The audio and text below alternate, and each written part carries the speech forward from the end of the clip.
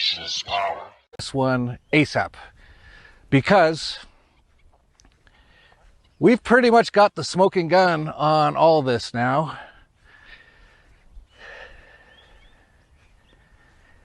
A Donna Vigilante follower sent this to me, and I looked into it, and this is on the WHO's website for all the fact checkers out there. I'm just reporting what's on because we all love the World Health Organization, right? We all do, and Bill Gates is such a hero. He's trying to save us all. So I'm going to just put out what the World Health Organization said, and I'm going to put a link to their website. I'm going to highlight what they said, and so hopefully this doesn't get deleted. It'd be crazy. You know, if you're a YouTube fact checker working for basically the WHO, which is who we're totally supporting here, we're just showing their documents.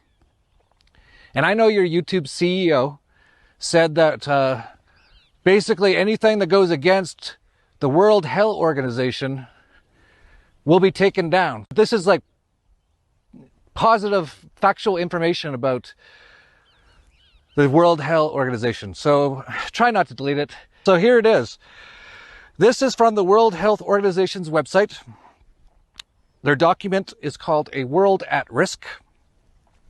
It's an annual report on global preparedness for health emergencies. Oh, thanks. Thanks, World Health Organization. And it came out in September 2019. So 2019, so last year, before any of this happened. And you might notice big thing that they like to use as an image for the coronavirus right on the front cover.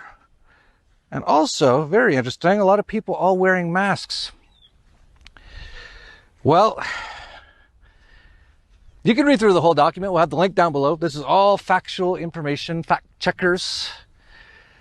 And here's their progress indicators by September 2020. So these are the things they want to be already in process by September of this year.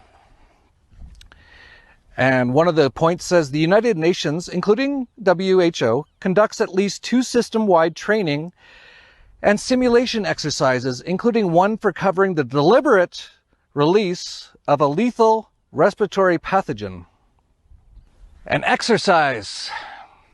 If you haven't been paying attention, anytime the government or any sort of government-related, in this case, you can call it a sort of a crony capitalist controlled government sort of related organization like the WHO, whenever they say they're doing an exercise and they say where or when, run, get the F out of there. Every time it's the actual thing. This has happened countless times. Yeah, the real thing keeps happening every time they have an exercise. So here we have the World Health Organization saying they're going to run 2, notice that 2, same as Kill Bill Gates. He's referred numerous times as this is Epidemic 1, and soon we're going to be coming out with Epidemic 2.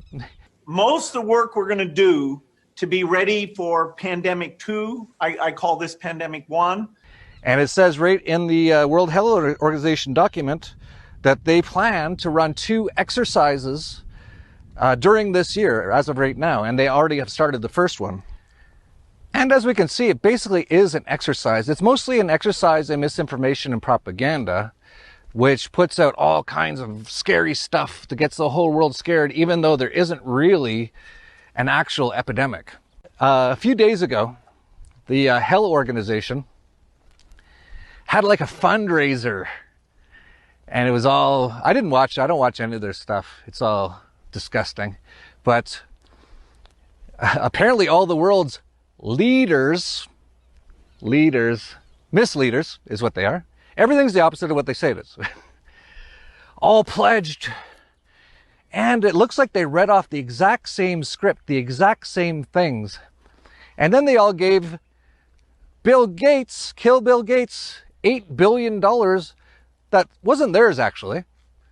No, it's so nice to pledge stuff that isn't yours. It's money stolen from the people in their area, extorted. And Bill got $8 billion bucks. Nice job, Bill. Wow, that investment of like $1 billion or so that you put into all this stuff's already paid off eightfold. And as soon as those vaccines are ready, holy cow, 7 billion vaccines every year or twice a year, I think he even said once. That's going to be hundreds of billions of dollars. You're going to like triple your net worth in the next year or two.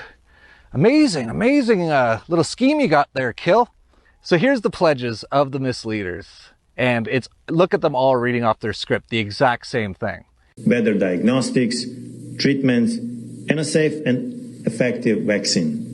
COVID-19 diagnostics, therapeutics and vaccines. Largement du développement et du déploiement rapide de diagnostics, vaccins et traitements efficaces. Universal access to vaccination, treatment and diagnostics. Equitable access to new COVID diagnostics, therapeutics and vaccine. We must all work together on improving diagnostics, accelerating therapies, and ultimately developing a vaccine. We need to make vaccines, treatment, and diagnostics accessible to everyone. Vaccines, treatments, and diagnosis will be the most effective way to do it. We need new diagnostics, vaccines, treatments, and an equal distribution to all. On equitable access to diagnostics, treatments, and vaccines. And affordability of the vaccines, therapeutics, and diagnostics in order to develop adequate treatments and vaccine. It must just all be a coincidence. They must all just have coincidentally thought of the exact same things to say. And of course, Kill Bill, he's doing great. He's doubled his net worth in like the last 10 or 15 years.